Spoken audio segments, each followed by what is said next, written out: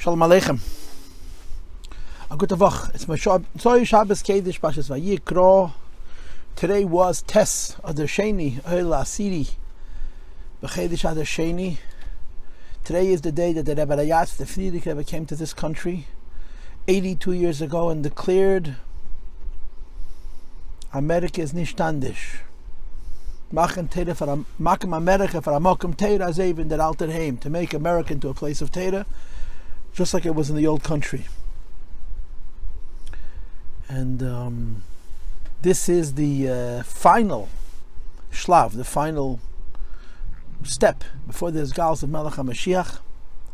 Like the Rebbe said in the Siach of Beis Rabbeinu Shebebavel, that the Giluy started closer to Eretz Yisrael and they gradually went further and further away. And the most remote place is Chatzik Hadar Tachten, where in one way Matan Torah was not in America, like it says the Lashon in the letter. And this has become Tel Talpias, the source from which Oira Yoytza L'chol Olam Kulei, including to the Chatzik Hadar Elyon and even to Eretz Yisrael. And from here we go to the Gula Mitzvah Vashlei Madei Mashiach Tzadkenim B'Poel Mamish. And of course, our little teeny tiny contribution is the idea of Yefutza Manasecha Chutza Ko Os Yimar Do Malka Mashiach, that the Baal Shem Tov was told by Mashiach Tzadkenim himself that the coming of Mashiach depends on the Fatas Mayonis and spreading Chasidus. And this is what we try to do with Hashem Himself. Be'ezer Hashem Yisbarach v'Yisala. Now, Rabbi said this is the second sheet on a Maimer, Yehudi, hoi'ha b'shushan abira from Tafshin Lamedvav Purim, Tafshin Lamedvav, 1976. Now it's 2022. So it's 46 years old, this Maimer, if I can count correctly. When the Rebbe said this Maimer, I was 10. And now in my 50s.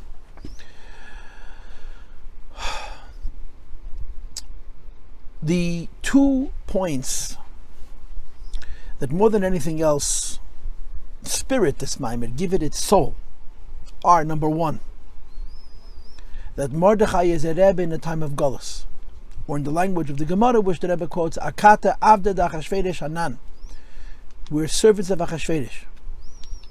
And the Rebbe points out that Yehudi hoi'ha b'shushan abira, his role is defined by the time and place in which he lived.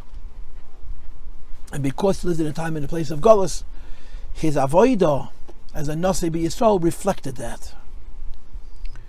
And accordingly, then his name, and the name of his father, grandfather, and great-grandfather, as listed in this pasuk, Ben Yoyer, Ben Shimi, Ben Kish, and we'll see later on in Mitzvah Hashem also Ish Yemini, reflect this fact that Mordechai is a Rebbe of Yidden in Zman HaGalus. And accordingly, he must be called Ben Yoyer, he must be called Ben Shimi, he must be called Ben Kish, which the Rebbe translated means Chesed Gevura Teferes. Ben Yoyer is Chesed, Ben Shimi is Gevura, Ben Kish is Teferes. But when you understand that there is a Rebbe in Zman HaGalus, you understand that it must be these names, it can't be any other name. I'm not 100% sure I understand why, but that was the argument that the Rebbe put forth. And the second thing that our Maimer is built around, and this is perhaps the pnimius of the first point, it's the soul of the first point, it's the point of the point, is the idea of la yichra v'la yishtachava le'kam v'le'zah, that Mordechai bows for nobody except for the Eibishter himself, and he shows no deference. And the Rebbe added that Mordechai's resoluteness, Mordechai's strength in le'kam v'le'zah, is such that it changes not from before the Gezerah started, during the Gezerah, and after the Gezerah was redeemed, alleviated, removed. He remains exactly the same in his Layichra V'Leishtachava. That strength of Mordechai HaTzadik, to not allow himself to bend for any force in the world under the worst of conditions, gives him the strength that his davening, his tefillah, should be ma'oirer on high, and by Yidden, Ben Yoyer, Ben Shimi, and Ben Kish. And the Rebbe explained each one separately, what it means, Ben Yoyer, what is the nature of his tefillah. The Rebbe connected it to Chochmah. It's a seminal tefillah, it's a basic tefillah. And in Yidden, it's a basic connection to Lakus. Ben Shimi is Bina, breaking that basic tefillah up into many details, like the 12 middle brachas of Shemini Esrei. And by Yidden, it's a more detailed and developed understanding of the relationship with the Eibishter. And Ben Kish, Shehekish, that he bangs on the doors of Rachmim that have already been sealed shut, and he reopens them. And in so doing, he reveals a oyer from Pnimius HaKesef, from completely above Seder Ishtalshlos, which allows him to reverse whatever conditions existed before. So this Maimer talks about Mordechai. The Maimer is explaining that pasuk in the Megillah, where Mordechai is introduced. And it's explaining who he was, the power that he had, and then the influence that he had, the effect that he had. Mordechai davened, and his tefillah, that's how this Maimer goes. His tefillah touched and aroused the forces on high, touched and aroused the neshamas of the Jewish people, and brought about the Nes of Purim. On high, he touched and he moved and he broke down walls. And it was me'eder rachamim rabim, from Pnimius HaKesef, to reverse whatever not good may have existed. And as Rebbe pointed out in the Maimer, he was able to demonstrate that his madrege, if you're looking on page 146, which is where we're holding, at the 4 lines from the top of the page, it says, V'zeh Paulus bittul ha'gezerah. Mordechai's refusal to budge affected the bittul of the gezerah, but then he adds another line. V'ad shegam higidu leyes am Mordechai, that Haman was informed of the people of Mordechai. Hainu, this means sheyadu, that they knew sha'am Mordechai yamdu gam kein be'efen zeh, that the people of Mordechai would be as Mordechai. They would also stand on a level of leyichre v'leishtachave. They would also stand in the ma'amid dematzav v'leikom v'leizor. And this brought about the Nes of Purim. So the Rebbe explains the pasuk. Ish Yehudi, keifa b'avei zera, meida b'chal teira kula, leyichre v'leishtachave, v'leikom v'leizor. Hoya b'shush nabiro shmei Mordechai. It's interesting, the word Mordechai goes unexplained. Ben Yair doesn't mean that his father was Yair. It means that he was a son of the idea of Yair, which is Chochmah and Oyer. Ben Shimi, that he was a son of the idea of Shimi, which is Bina and Pratim. Ben Kish, that he was a son who has the power to break barriers where barriers have been put up and reveal, open up Sharei Rachamim and B'Magala Pnimius HaKesef. The Rebbe goes back to the words of Shmei Mordechai, and he mentions the Chazal that by Tzadikim Shmom Kedem Lahem. So let's begin to read inside and see how this develops. It's a beautiful idea, and it's an edel idea, and it's a rich idea. Let's go.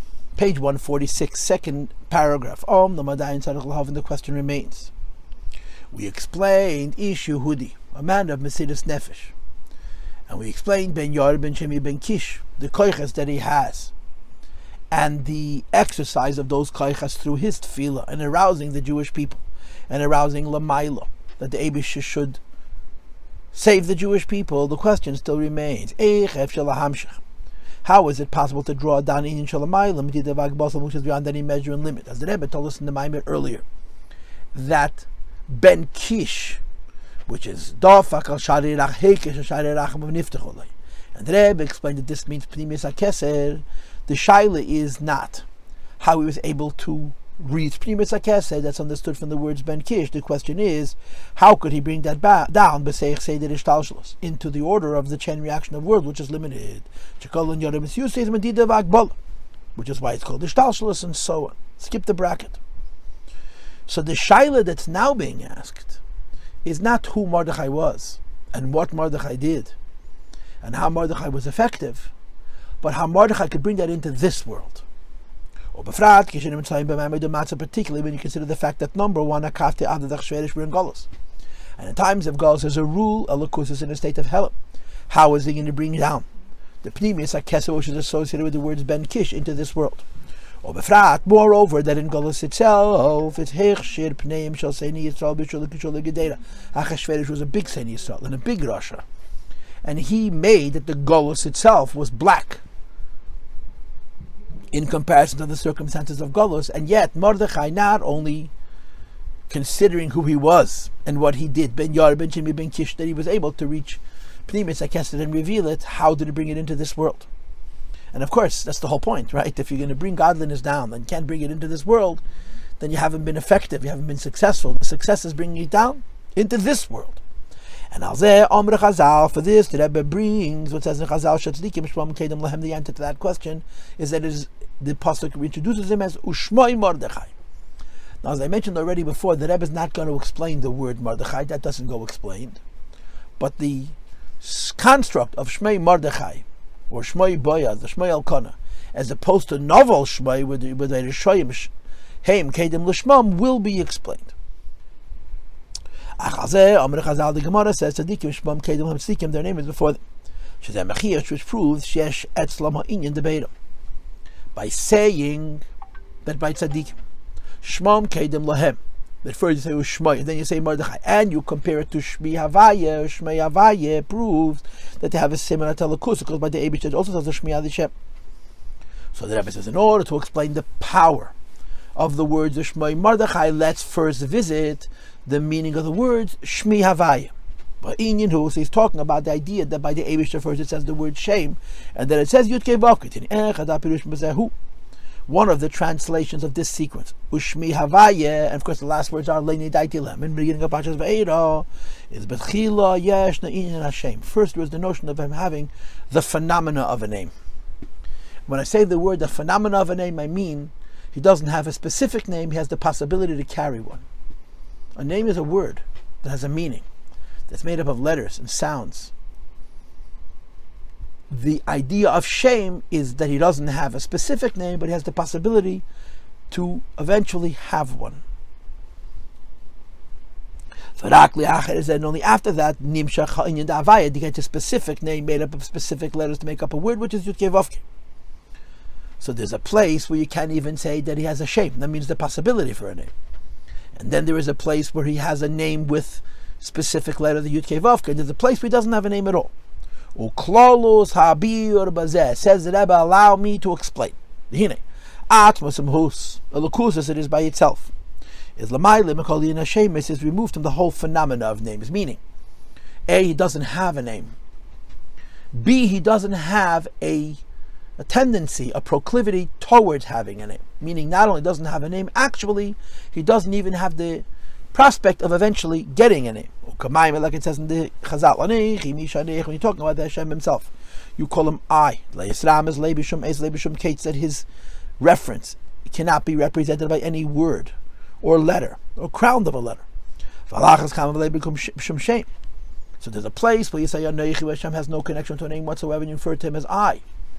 And afterwards, the Eibush contracts himself, he brings himself forward into a state of metzias in his relationship with the world, until he's going to have the phenomena of a name. Now understand, a phenomena of a name isn't a name, it's a possibility for a name. So we're arguing three levels. The first level is no relationship with the name whatsoever, and the Rebbe connects that to the word Ankhi. The second level is the idea that he has the concept of having a name, and the third is having a name in fact, which is Yud Kei Vavkei. Is now that Rebbe presents it.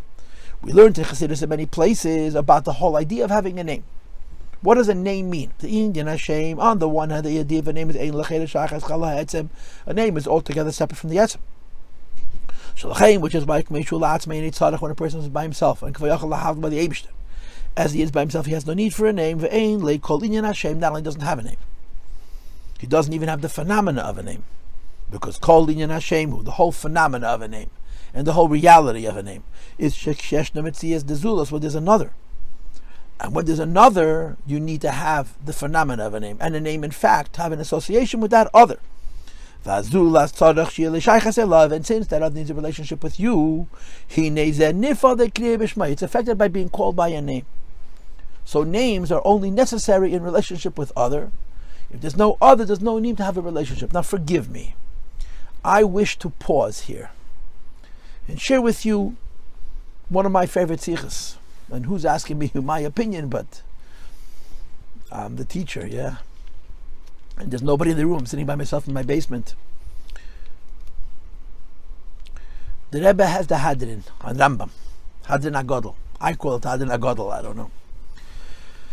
that he said in 1975 in Tafshin Lamed Hey, and then he edited it a number of times, and it finally was published in 1985, Tafshin Mem Hey, for the first occasion of Siyam Rambam, the occasion of the first Siyam Rambam.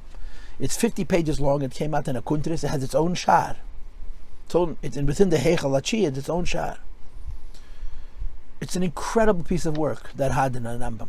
Incredible, amazing. And the Rebbe goes through the first halacha in Hilchos Yesod, the first halacha is in Hilchos Yesod, the last halacha is in Hilchos Tshuva, the last halacha is in the whole Sefer of Mishnah Torah Rambam. And on the first halacha, Yesod is v'mud hachachmas leida sheyesh sham matzei rishon. Who mamtzi kol nimtzu v'chol entzoi masha b'shmaim v'oretz u'masha b'neim le'nimtzu ela mamitas imatzei. Then it says in the second halacha, v'im ya'la hadעת שהוא איני matzei ein davar acher yochel hi matzeis. And the Rebbe tells us something amazing, brilliant. He argues, and he brings incredible proof, that the Rambam is not simply saying, quote, there is a God, as opposed to there not being a God. Because that's very simplistic. When the Rambam says, it doesn't mean that there is a God. And then when he says in the second halacha, it means there isn't a God. That's not the issue. Of course there's a God. But what is the nature of God? I know that's a bad word. You're not allowed to say the word nature in the same sentence as halakus, but I'm using it because it's the best word to use in context. The Rebbe is saying that the Rambam is saying that when the Eibishter created the world, he created himself. You say that the Eibishter makes himself into a Metzias Nimtza. Not that before he created himself he didn't exist, but before he created himself, im Ya'la das, higher than das, Eini Matzi. He exists on a level of Eini Matzi. This means that the truth of Hashem is called Eini Matzi. And in the wording of the Rambam, Matzi Lei B'Metzias, and the Lashon HaChasidus, Metzias Bilti Metzias Nimtza. Hashem exists in a way that he's non-existential. There's no relationships. And it's possible for the Eibishter as a non-existential existence to create the world. But if the Eibishter would create the world from the place of Einei Matzei, the world would have no emes. There'd be none of him in the world. There'd be a categorical separation. And therefore the Rambam says in the first halacha, Yeseda is with the Chachmas Leida, the foundation of all foundations. And the pillar of all wisdom to know, Leida to know Sheshem Matzei Rishon. The Eibishter brings himself into a state of Metzias Nimtza. The Eibishter Kvayachah makes that symptom in himself, that he should be a Metzias Nimtza. V'hu mamtzi kol Nimtza. And the Eibishter, after he reduced himself to be a Metzias Nimtza, creates the world. And because he's a Metzias Nimtza, and from that perspective is creating the world, there's a proximity, the closeness between creator and creation, and the world has emes, like it says in the third halacha, and so on. So the meaning of the words, doesn't mean that there is a God as opposed to there not being a God. But that the Eibishter, in creating the world, creates a closeness between himself and what the world is going to be. That we can have a relatedness with him, a relationship with him. Because he's a Metzias and we're a Metzias. And the very definition of the word Metzias is that you have a relationship with another. As opposed to Ya'la das she'eini matzei, as he is not a Metzias, that he has no relationship with another. And one of the ways of explaining this philosophical idea, and the hadran is very profound, because the Rebbe brings us a theoretical, logical proposition that everything that exists must have a yes and a no, a positive and a negative. And he says even the Eibush has a positive and a negative. The positive is Matzei Rishon and the negative is Eini Matzei. And it's part of the design of the Torah, of the world, and even of the Eibush's relationship with it. And all of that is written in these words, Matzei Rishon, and we don't say Ya'la das Eini Matzei. Which means that Hashem by himself has no relationship with anything.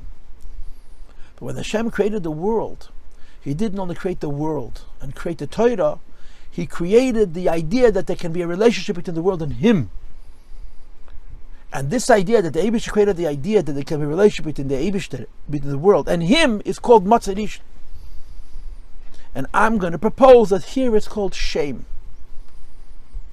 Shame means the idea of a name. Inyan Hashem. It's not yet a name.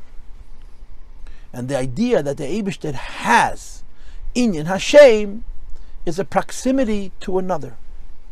It's not a specific proximity to another, because the name doesn't have any words, the name doesn't have any letters, the name doesn't have any meaning. It has simply the meaning of being in a position to theoretically interact with another. So there's a level, kvayachol, where the Eibush does not have a name, Anechi, where he has no relationship with the world. Then there's a level where he has inyan Hashem. He doesn't have an actual name, but he has the phenomena of a name. And the phenomena of a name means that he exists in such a way that he can have a relationship with another. And I'm going to propose, this is what the Rambam says in the Halacha Aleph, מצוי ראשון, which is already a tzimtzum, klapi de madrega of Ya'la, הדעת, שהוא אינו מצוי.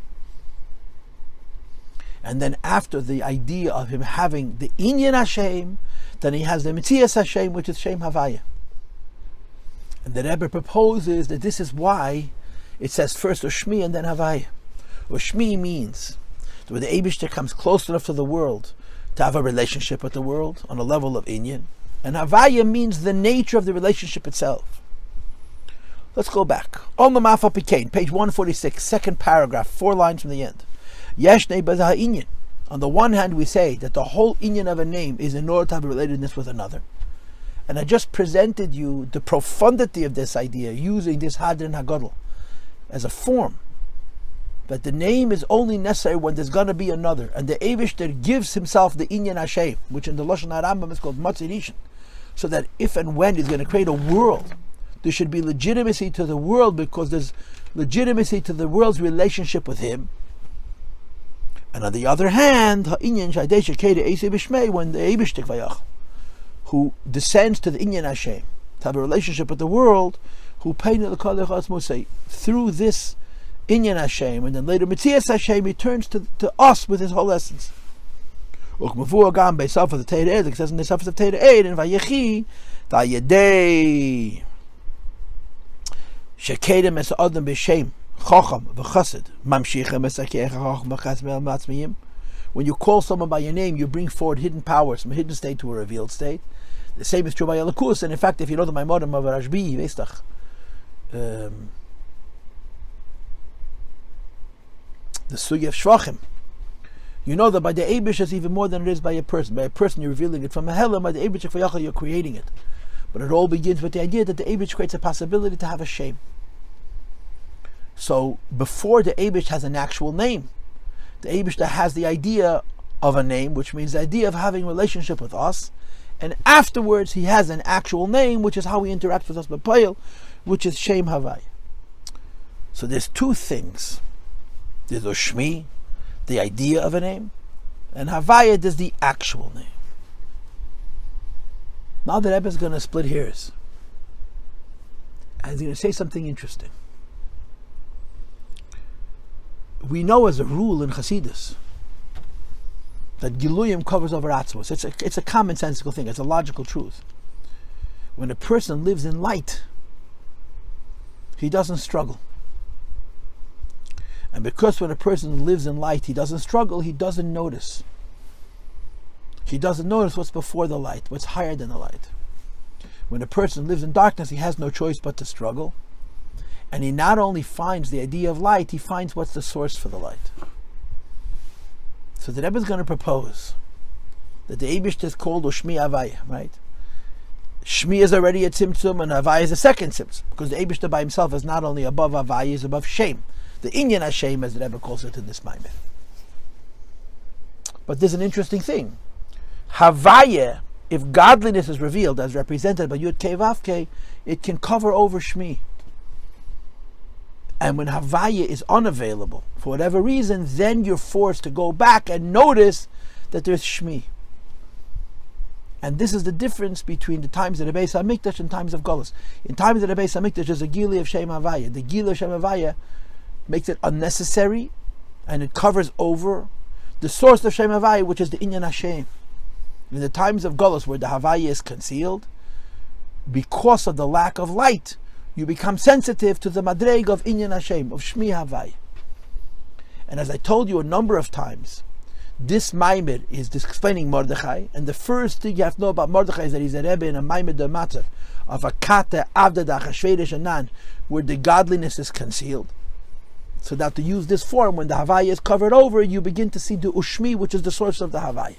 Let's read it inside. But inyan hu, last paragraph on page 146. Hine.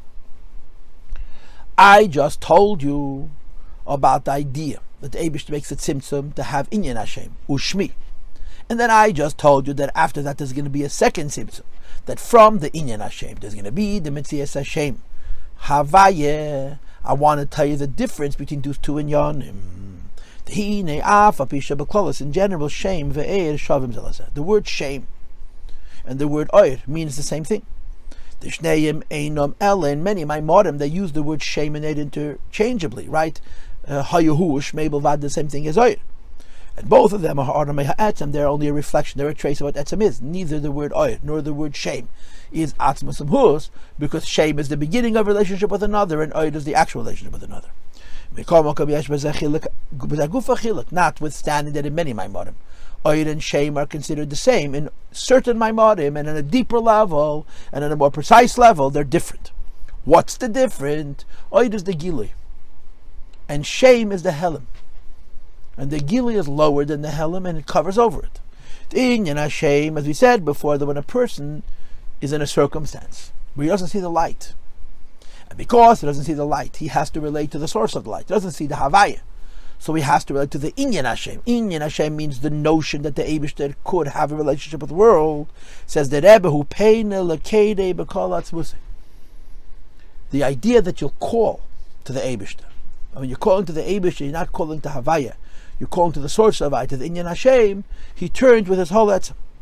Which is not the case when Havaya is revealed. Because even though oir is the Giluy of the Eibishter, it's so far removed from what the source is. It's possible that we should receive Ein Sof, and I'm going to say that this means Havaya. And the source of Shem Havaya, it has no relationship with us. Top of 147, except for that specific thing which is being given to us. So oir could be piecemeal. So oir reveals, but it reveals only what's revealed. And the rest of what the Eibishter is, and the idea of etzem of the Eibishter is not available. V'hine, to be sure, ha'oir, we're talking about Ein Sof. And again, I'm going to say that this means Havaya. Harayesh, begam ken ha'inyan includes the idea, shu'ar shebein amar tzalai, that includes the whole source. If much of Beis Mikdash came as it was, sometimes in the Beis Hamikdash and needs to do many miracles, because alakus haya begili godliness was revealed, and the godliness which is revealed is called oir me'ein amoy. Whatever you have in the source is revealed in this light. So they saw it physically. Shazehu Giluy oir shemein amoy. There's a relation of godliness which is a revelation of the source. So the Rebbe says in Shem Havaya, not only you have Giluy, you have a Giluy of whatever alakus is. But the Giluy covers over the helim. The light does not allow you to see the Inyan Hashem, the source of light, which is the notion of having a relationship with Him. Or in the language of this mind, when you see the light of the Eibishter, you're not wanting for anything. When you don't see the light of the Eibishter, and you're not wanting for light, you're wanting for Eibishter. And that's the difference between the word Havaya and Inyan Hashem. Inyan Hashem means the need for reaching Him. And Inyan Hashem also means His making Himself available to us, that we could need Him and call Him.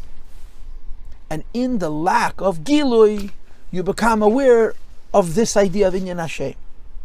Let me continue 4 lines in the top of 147 Kasher, Eisei no later Inu, when the miracles are gone. Shechasir Inyari, we cannot see godliness.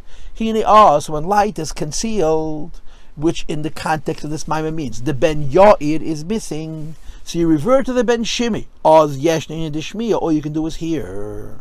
And hearing means I'm far away and I have to reach in darkness. Says the Rebbe Shazel B'dugmas Inyan Hashem. That's the phenomenon of a name, Inyan Hashem. The name on the one does not reflect the etzem. It doesn't reveal the etzem. As we see in fact, down here in this world you can have a variety of people like Giluy. Based Hashem, they have the same name. And they're altogether different in their personalities from one another. Like Shimon ben Yerchai and Shimon ben Yankiv and Shimon the shoemaker. They all have the same name, but the way their names reflect their essence, it seems to be remote.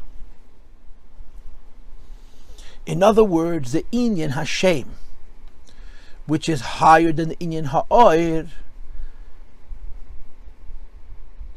doesn't by itself reveal the source. And Alpha became at the same time. There is the notion of that a person can choose his own name. That brings malacha adam yachal livchal atzmei shem kidu v'shachanach. It's brought a person can choose his own name. Says the Rebbe, the name which I have, that if I wish I can choose. My name was given to me by my parents. Yeah, when I was a grown up, I could have changed it. I didn't, which means I accepted it. And in the wording of the Rebbe, I chose it. Says the Rebbe, when someone calls me by this name, you turn with all of your essence. So think of it in these terms, right? My name has a meaning. Yosef Yitzchak has a meaning. If the meaning of Yosef Yitzchak was manifest, if people could see, if I could experience the meaning of Yosef Yitzchak, I would have no need to call me by that name. When that meaning is hidden, then you call the name. And the Rebbe is going to argue that the name Yosef Yitzchak is more than the meaning of Yosef Yitzchak. And in the Nimshal, the Giluy of Oyer is al derech mashal, the meaning of Yosef Yitzchak.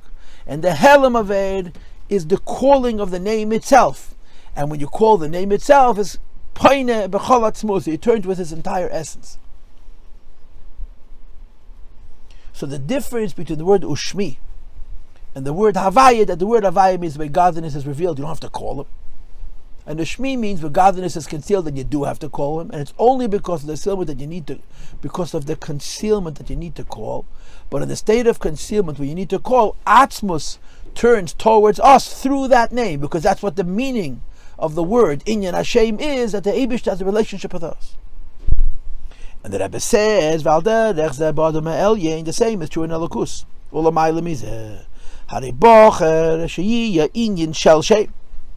The Eibush elected that there should be a phenomena of a name, which is before the actual name, which is Havai. The idea of Inyan Hashem as it is by the Eibush should be in such a fashion, as it is in the mashal of a person, that if we can reach the Inyan Hashem as it is by the Eibush and call him, he would turn to us with all of our essence. And if there would be a Giluy of Elokus, which I'm going to call Havaya, we would need to call him by his name. But in the absence of the Giluy, we have no choice but to call him. And when we call him, he's Peina B'chol Atzmos. So this is the idea of a Shmi, which is higher than Shem Havaya. And I put words into the Maimer. I'm not going to dreyak up. But I think this is the Pshat. And the words I put into the Maimer are, when Havaya is Begila, you don't have to call, you see. When the Havaya is Behelam, then you have to call, and what you're calling is even higher than Havaya. But after you call, then it has to come down into Shem Havaya. And I'm going to repeat what I just said a second time. If you live in times of the Beis HaMikdash, that Havaya is revealed, you don't need to call, he's available. If you live in the times of Galus when Havaya is not revealed, then you have to call to the source of Shem Havaya, which the Rebbe calls Inyan Hashem. And Inyan Hashem causes that he's Peina B'chol Atzmos, and it's ironic. I mean, how are you going to call him? You're also going to call him Havaya. But you're not calling him Havaya in terms of what the Havaya means, Giluy. You're calling him Havaya in terms of Inyan Hashem, the idea that the Eibishter created in himself a relationship with us, and then when we call him, he turns with his full essence. But then it has to be brought to us. And how is it brought to us? Also through Shem Havaya. And that's what the Rebbe says now. We who in darkness call, and when in darkness we call these Paine B'chol Atzmos, then we want that he who turned to us should be revealed to us. We who are calling him by his name should be able to receive him as he turns to us. Should be able to receive what the Eibush is giving us in terms of turning towards us. It shouldn't destroy our form because we're able to receive it. It comes down to Shem Havaya. Is a form of, I like to call Havaya a delivery system for godliness. How godliness is reduced and expanded and drawn down and expanded. The details are not important. The Nukud is that godliness is delivered to us in a way of revelation, But at the same time, godliness is delivered to us in a way of revelation that we receive it without it being destructive to us, which is the inyan of the Aldeis, the Shem Havaya. So I want you to think about this. In times of the Beis HaMikdash, Havaya is revealed, so you don't have to call. In the time of Galus, Havaya is concealed, so you have to call. And what you're calling is higher than Havaya. And Peide B'chal Atzmusei. And when you call, and he's Peide B'chal Atzmusei, what you're going to receive is a Giluy of Shem Havaya from that Peide B'chal Atzmusei. Because if we would experience the Atzmusei as it would be too strong. So I guess you're going to say there's really two Havayas, right? There's a Havaya in times of the Beis HaMikdash that doesn't cause us, doesn't demand of us to reach to Atzmus, because we have Oyr. And Oyr is only a Ha'ara. But in times of Galus, where that Oyr isn't there and we're forced to be Kedusha B'shmoi, and the Kedusha B'shmoi here means Inyan Hashem, the idea that the Eibishter has a relationship with us, and when we call out to him, he turns to us, then that is revealed to us through a Shem Havaya. And L'cha'eda, the Shem Havaya, which is carrying Inyan Hashem, is the same as the Shem Havaya in times of the Beis HaMikdash. But in Zman HaGalus, it's based on the Shmi, which came before it. When a person has an idea, that if you want to deliver the idea to a student, and the student should be able to receive it, so he is based on that to go through steps. Anything which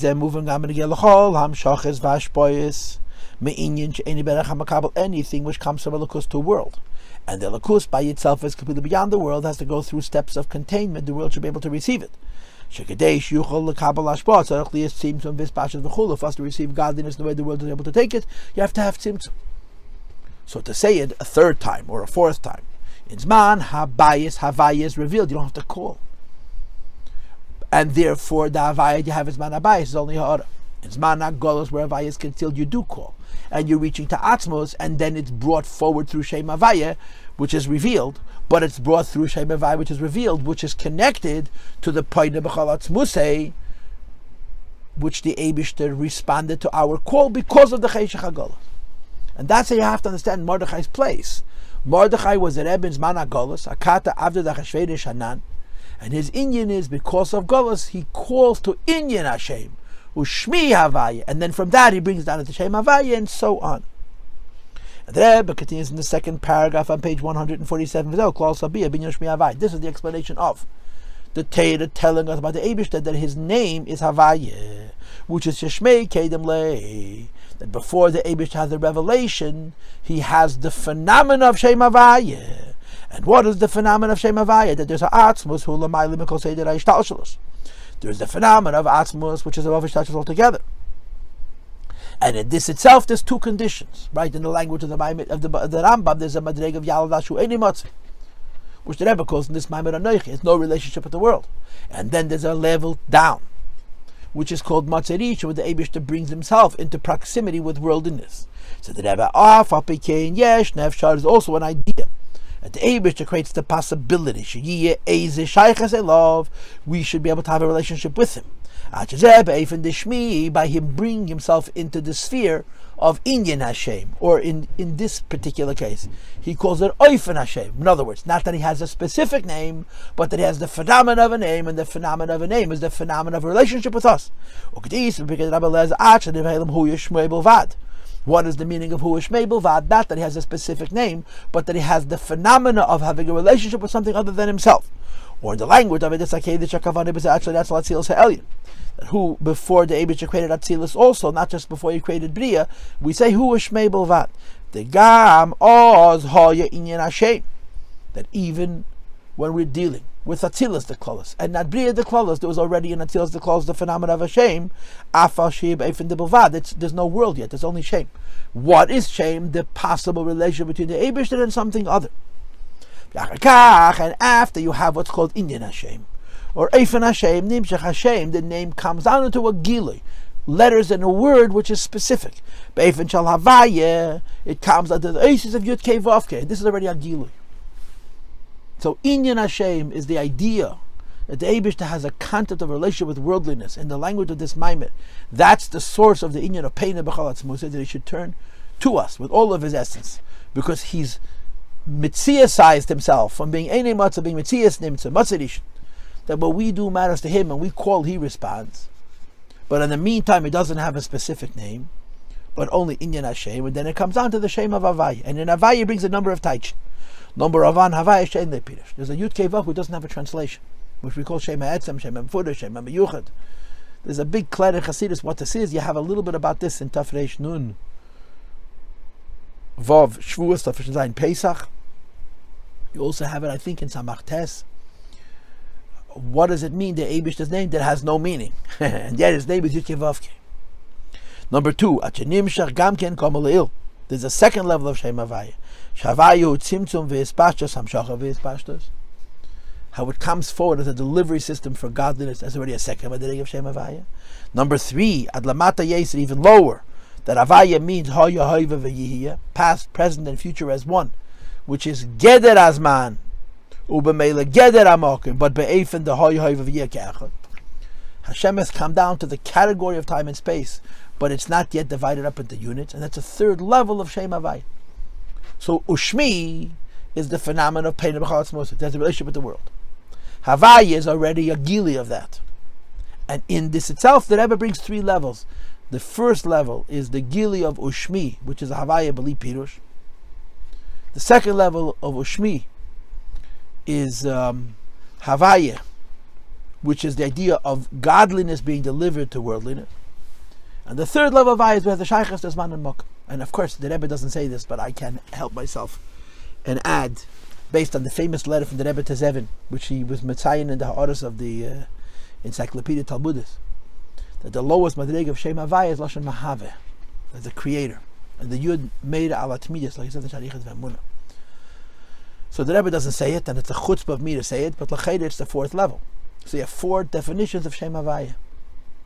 Shem HaEtzem, a delivery system for Ein Sof, a relationship with Man and Mokim, the way it's still in a state of Echad, and the koyach to create the world in a constant way. This Havaya is a ha'ara, is a Giluy from Shem. And in Zman Habayis, when the Giluy is natural, you don't have to reach to the Inyan Hashem, so it's only ha'ara. And in Zman Hagos, when the Giluy is not there, and you have to reach the Shem, so Pein and Koyachol B'chol Atzmusei, and from that you have the Giluy of Shem Havaya. And this is the pshat, that first you have the word Shem, and then you have his name. Like it says, Shmi Havaya. First, B'tchila hu adarga d'shmi. The higher level is the level of Shmi. Darga d'shmi means the idea of a relationship with the world. Motzei Rishon. Then that's revealed through Yud Kei Vav Kei through Shem Havaya. It's a beautiful page, what we just learned. We learned 1 Omid. It's a delicious page. And the Rebbe explains the Chazal, that HaKadosh Baruch Hu is Shmoi Koydem Loi. The first thing is that the Eibishter has a possible relationship with others. And Havaya means the nature of that relationship itself. And the Rebbe wants to say the same thing about Mordechai. The same can apply to Tzadikim. Because they're Daimim, Lebeiram, Hari Avedi, Gamkim Be'ef, and the way a Tzadik lives and serves Hashem, it's also the same way. Shmam Kedem Lahem, the first idea of a Tzadik is Ushmoi. And the second idea of a Tzadik is Mordechai. The Bechila, the first thing about a tzaddik is that a mamshich mebechinas reisha beneshama, they reach to the head of the neshama, which is lamai lami chachmu meich, and it's above the intellect. Or to use the classic words, above the Giluy, and above giluyim, so we in Hashem beneshama, the level of the neshama called shame. In other words, shemam shechatz etzem and neshama tzadikim don't get fooled by giluyim. And they begin by seeking etzem haneshama, ve'etzem haneshama mamshech, etzem shalamayla, the etzem of the neshama brings down the etzem shalamayla. Let's speak in plain words. Giluyim is mal master and etzem. It's a fact. It's a fact. But a Rebbe isn't fooled.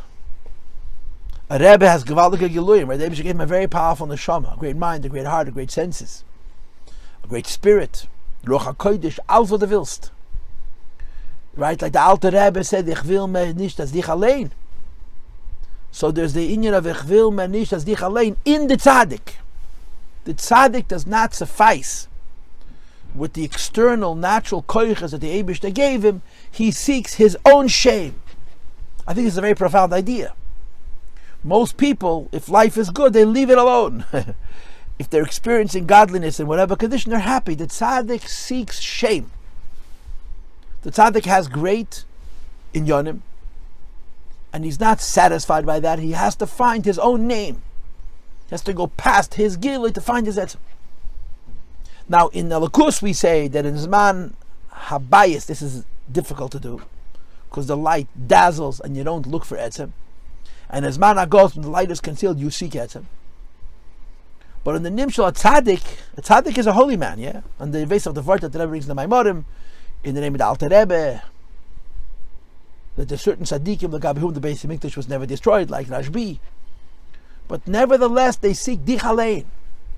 The tzaddik does not allow the giluyim of his neshama to tell him he doesn't have to seek the etzem of his neshama. He starts out, first of all, seeking the etzem of the neshama. And that's the meaning of the word ushmai Mordechai, ushmai Boyaz, ushmai Elkanah. You're dealing with very holy people.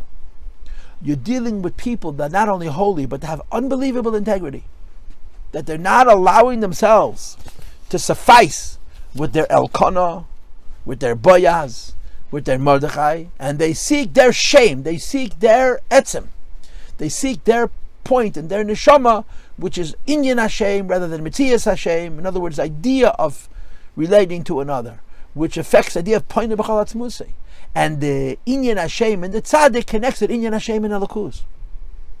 And only afterwards, comes down into the revealed expressions of the tzaddik, the way it comes down through his Torah, and through his avodah, through his moicha, and his midas, and his chushim, and so forth. And of course, every tzaddik is different.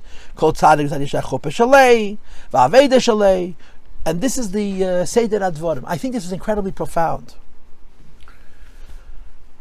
And I'll tell you where it plays out. Now I'm really on my own. I'm just talking. We all know the Maimeh V'ata Tetzaveh. And one of the things, my V'ata Tetzaveh, which is frustrating, is when the Rebbe discusses, Yidden lived in Russia, and they lived life of unbelievable Mesiris Nefesh, and they came to America and it went away. On the other hand, the Rebbe brings in all of the sichas about the Rebbe Rayatz, about the Rebbe the Shver, as they call him, the Friedrich Rebbe, that he was a Rebbe in 3 different worlds, and he didn't change from one world to the next at all. In Russia was the Ma'amad Matzav of Mesiris Nefesh. In Poland was the Ma'amad Matzav of in Yonam of Chabad, Pnimius, Vaikana Vayechov. And in America it was Poshet, Pekuach, Nefesh, Atzolos, Nefoshes Mamish. And the Rebbe observes, here was a man who went through so many changes and didn't change whatsoever. By Hasidim this was hard or impossible. And by the Rebbe it was natural. And now you understand why. Because a Chassid goes into a certain tzir. He lives in Russia. And he goes into a tzir of Mesiris Nefesh, which has an incredible hardness to it. Then it comes to Achas Harvacha. That hardness has to be transferred to a pliability, a plasticity, a flexibility. It's a whole different tzir. But they're stuck in their old tzir. And it makes it very difficult for them to adapt to the new world, or to be chsidim in the way they need to be chsidim in this new world. Why does Moshe Rabbeinu not have that problem? Why does the Rebbe not have that problem? And the answer is because of Shmoi Mordechai. The tzaddik, when he was in Russia, his serving Hashem with Mesiris Nefesh was not Mordechai, it came from Shmoi, which is before the tzir. And therefore, when the tzir changes, he adapts. And other people have a much more difficult time with this. And that's how I'm understanding what the Rebbe is saying, Shmoi Mordechai. The tzadikim daimim labeiram. Every tzaddik who has a name looks for the source of his name. And in finding the source of his name, he's finding etzem. He's finding peine b'chol atzmusei. And in finding etzem, the way that etzem comes down into the name, it's not a medida v'agbal. It doesn't limit. And the Rebbe says, Shezehu inyin shmom kedem lahem. This is the pshat by a real tzaddik, that his name is just like by the Eibishter. His name comes before him, meaning to say that even though he has a Giluy, and the Giluy is whatever it is, he accesses before the Giluy, where he's an inyan Hashem, which is his etzem, and then it comes on into his Giluy. That his name, which is how he is in a state of etzem, comes down to specific aveda shezeh u'shmei, like it says by Mordechai u'shmei, and the noch Mordechai, v'achakach Mordechai, and the chap is going to be because the tzaddik finds his u'shmei. The Mordechai is not Ma'alim Master. Right, let's go back to Havaya. If you live in times of the Beis HaMikdash, the Giluy of Shem Havaya covers over your need to look for shame, and it's considered a chasad. It's only ha'ara. By many people, that's the condition. If you're living and serving the Eibush in a wonderful world, you don't seek your Ushmai. It's enough your Mordechai. It's enough your Yosef Yitzchak. But a tzaddik is Deima Lebeirah, that he doesn't let that happen, and he seeks the Ushmai, which is the source of Mordechai. And therefore, no matter what happens in the world, the Mordechai is not Ma'ala Master over the shame. The Etzem, the Peine, B'chol Atzmusei comes through, and it's revealed in different kinds of conditions, in different kinds of ways, because he's accessing the Shmai, which is before his name. And then, Nimshech Zeh B'chol HaPratim, Ben Yor, Ben Shimi, Ben Kish. Like the Rebbe said in the Maimah, Ben Yor is Chesed, Ben Shimi is Gevura, Ben Kish is Teferes. The idea that in Zman Galus, you daven, Beklal, Chochma, Befrat, Bina, you break down all the barriers, Magala, Pnimis, Akesa, Rachmim, Rab from the Eibishter, and you're safe from all kinds of tzaras. And the Rebbe is going to say that the Ushmoi Mordechai explains how you bring it into this world. Right? What was the shir of the previous Maimon? Yehudi, a man of Mesiras Nefesh, whose name is Ben Yar Ben Shemi Ben Kish, that he davened and he succeeded in getting the Eibishter to overturn a Gzeira by revealing Pnimis HaKeser. Our shir began with the question, how do you reveal Pnimis HaKeser, Ein Seif, into this world without destroying it? And the answer is Ushmei Mordechai. The tzaddik gets in touch with the madreg of Inyan Hashem, and only then does it come down into his shame bepoil. And this allows to bring Ein Seif into the world should not destroy it. This answers the question. I'm on page 148, first full paragraph, number 17, if you're following my text. But there was a need to influence. In the circumstances of the times of Achashverosh. To do this, you have to bring down, first of all, something from a place which is beyond all limits, what the Rebbe called before Pnimis HaKeser. And in B'chol Me'edecha itself, the Rebbe argues there's a variety of different levels of B'chol Me'edecha. And the highest Madrech and B'chol Me'edecha is the Madrech of Eitzim and Seine Shalmokim, which is the Vedas Tzadikim. Now, this is, for me, a Chiddush. I always assume that B'chol Me'edecha and Eitzim and Seine Shalmokim are synonyms. Here, the Rebbe is arguing that B'chol Me'edecha there's Kama Madreges, and only the highest Madreg is Eitzim and Seine Shalmokim. Be that as it may, there's an Avoida B'ligavol, which is Mamshech, a Lekusin B'ligavol, and then it has to come down into Gvul. Hare, emphasis, Lazet, Tzaddik Liyad Shmam, Kedim, the first thing the Tzaddik needs to do, to bring down B'ligavol in times of Achashverosh, on the highest level of B'chol Me'edecha, and bring it into the world, you have to start with your shame, with your own helam, with your own point of B'chol Atzmusei. Then it's brought down into their actual name, which in the case of Mordechai was Mordechai. It should come down to specific awaits of the person. But the chiddush is that just like by the Eibishter, there's a shame which is higher than oir, shame, the word inyan Hashem, which is higher than shame avaya. The same is true by tzadikim. And accessing that shame, which is before Mordechai, allows us to bring down the Bringval Al-Kus into the world without it being destructive to the world. And then it comes down into the three things. Chad Binuni, which corresponds to the three Amudim, Shalei, Amel, Chad is Chesed, which is Yoy. Chad Ketzir is Gevura, which is Shimi. And Chad Benyani is Teferes, which is Heikesh Ashare Racham of Niftachu, which is being Mamshech Pnimis HaKes. And they bring it into the world because we're dealing with Ushmai Mordechai, a Yid, who has Gvaldika Milas. But the Milas are not Milam Master in his Etzim, Peine B'chol Atzmusei, the Inyan Hashem, which allows them to connect the Lukus on the level which is higher than Giluy. The Inyan Hashem Shalamayla, and it gives a koyach to bring down these things into the world. So let's say it again. Yehudi, a man of Mesiras Nefesh.